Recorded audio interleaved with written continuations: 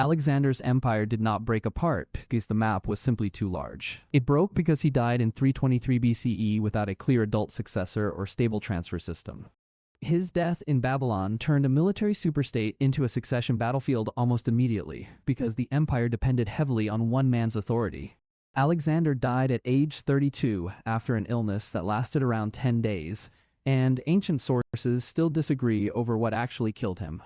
Theories range from feverish disease to exhaustion and complications from earlier injuries, while poisoning stories circulated early and remain widely doubted by many historians. The crucial fact is not the medical mystery itself. The crucial fact is that he died before he finished consolidating the empire he had just conquered. He was still planning further campaigns and administrative work, which means the machinery of peaceful succession had not been fully built.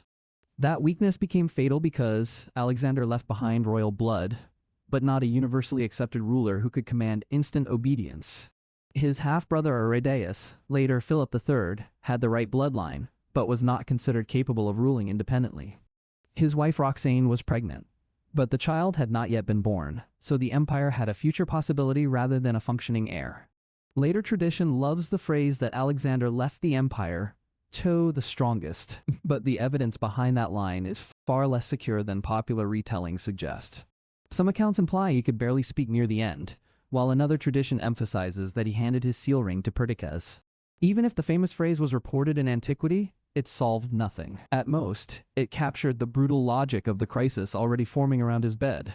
The empire itself was also structurally fragile, because it was vast, newly conquered, and tied together by personal prestige more than stable institutions.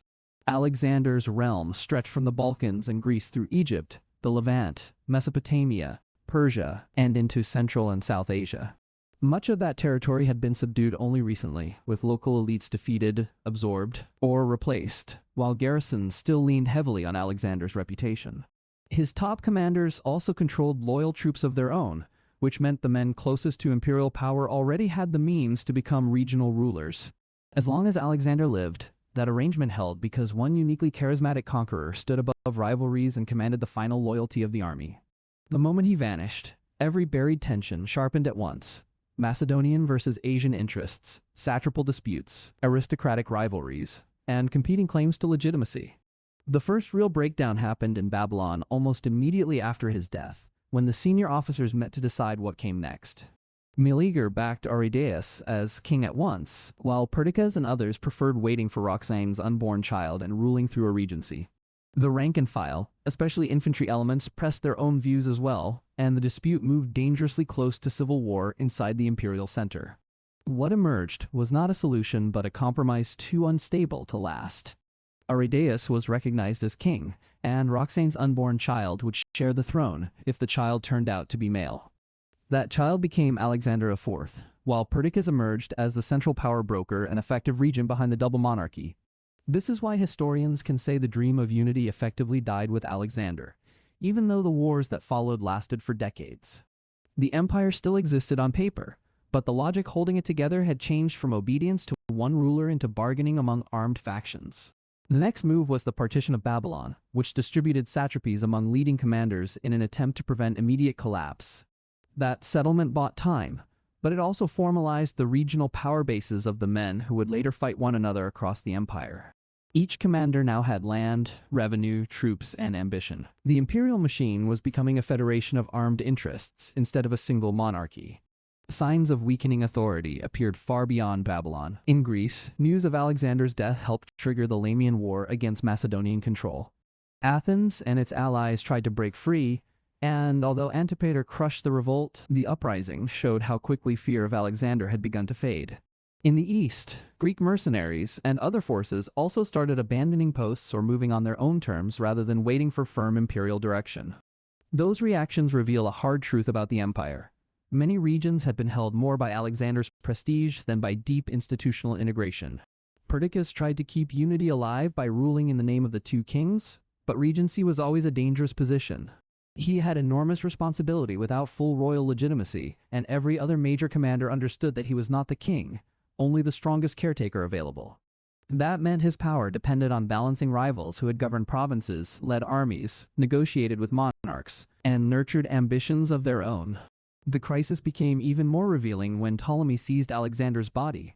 In the ancient political world, possession of a ruler's corpse could confer legitimacy, memory, and prestige all at once. By diverting Alexander's body to Egypt, Ptolemy sent a blunt message that imperial inheritance would be fought through symbols as well as armies. The empire was no longer being guarded patiently for a rightful heir. It was already being carved up through strategic appropriation. Perdiccas then campaigned against Egypt, failed disastrously, and was murdered by his own officers in 321 BCE. That murder is one of the clearest proofs that regency could not hold the empire together, because the man governing in the royal name was eliminated within 2 years.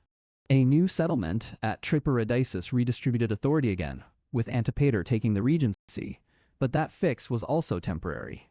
After Antipater died, he did not hand power to his son Cassander. Instead, he named Polyperchon as his successor in the regency. That decision triggered another struggle because Cassander had no intention of accepting marginal status in a world carved out by Alexander's conquests.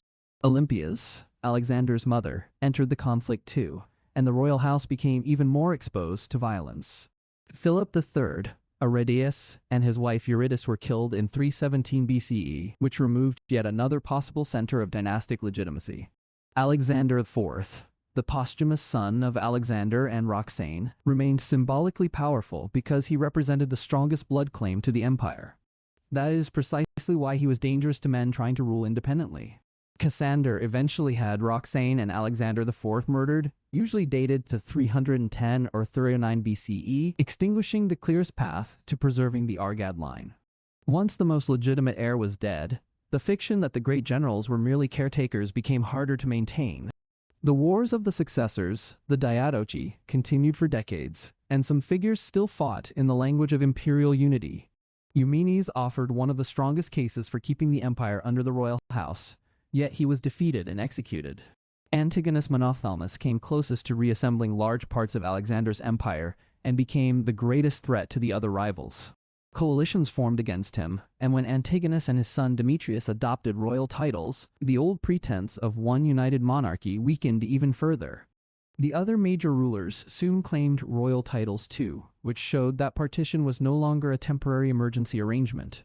By the early 3rd century BCE, the empire was no longer being contested as one inheritance under one crown. It was becoming a world of competing kingdoms ruled by successors who had stopped pretending they were waiting for reunion. The Battle of Ipsus in 301 BCE is often treated as the decisive end of any serious hope of reunification.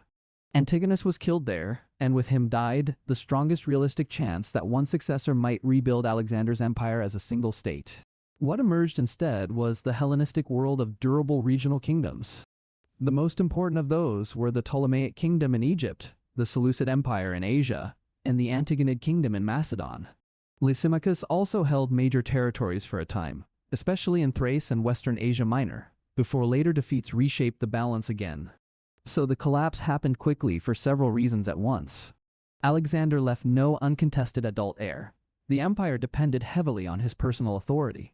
The institutions of succession were too weak for a peaceful transfer. His commanders already possessed armies and provinces. The royal family was vulnerable to manipulation and murder. Every settlement made regional partition more likely. That is why the phrase, collapsed the day he died, needs one careful correction. The territorial structures did not vanish in 24 hours, but the political logic required to keep them unified became unstable almost immediately after his death. From that point onward, every regent was vulnerable, every settlement was provisional, and every royal claimant was either a tool or a target. Yet the failure of political unity did not mean the failure of Alexander's deeper historical impact. The successor kingdoms spread Greek language, elite culture, urban foundations, and long-distance exchange across the eastern Mediterranean and Near East for centuries. So Alexander's empire failed as one state but succeeded as a civilizational rupture whose aftershocks outlived every general who fought over it. The political dream died in Babylon in 323 BCE. The world created by the conquests did not die with it.